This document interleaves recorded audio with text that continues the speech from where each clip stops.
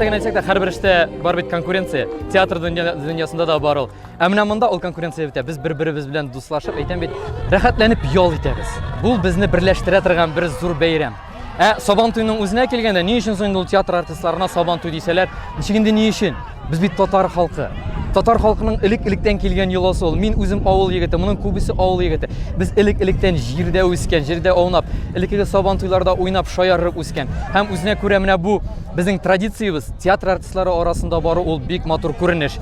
Инде әгәр дә бераздан соң эстрада артистлары да башлап җибәрсә, аннан соң бергәләп, зурлап ясасак, барысы да шәп булыр. Чөнки мондый ял, мондый бәйрәм ул берләштерә халыкны.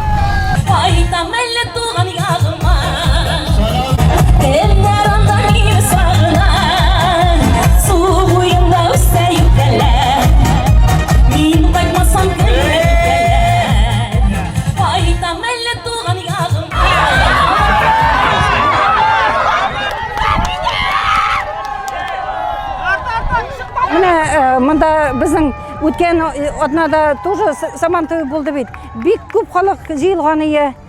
Бик каты аларга ошады. Аның артыннан ук мондый Сабантуй булыр дип өметләнмәгән идек. Тагы менә зур бәйрәм булды авыл кешеләре өчен. Авыл кешесе бит инде ул һаман эшләп кенә торырга тиеш түгел.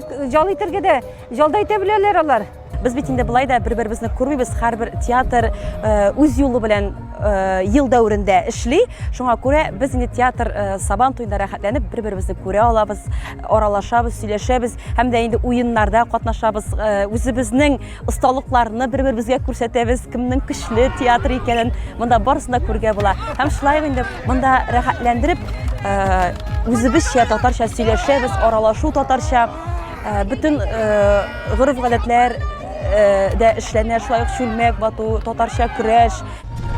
Сабантуй гомумән татар халкының иң популяр, күзәнәкләренә сеңгән, наклеточный мурым дип әйтеп булмыша булган бәйрәме. Бу бәйрәмнең театр ясалыгына күчүе инде ничә дистә ел элек. Бу шуның тагы бер дәлиле. Чөнки театр әһелләре арасында Сабантуйның барлыкка килүе. Гомумән бу театрларның популярлаштыруның бер ысулы. Әлбәттә инде әлеге вакыйганың буласын без ишеткәч бик тә шатландык һәм дә мәдәният бүлеге хезмәткәрләре менә әлеге чарага ныклап алындык. Минем үземнең эшендә әлеге чара бик тә шатлыклы вакыйга булып тора, чөнки мин үзем дә мәдәният хезмәткәре бергә укыган дусларымны, курсташларымны очраттым һәм инде бергә рәхәтләнеп аралаштык, фотосурәтләргә төштек.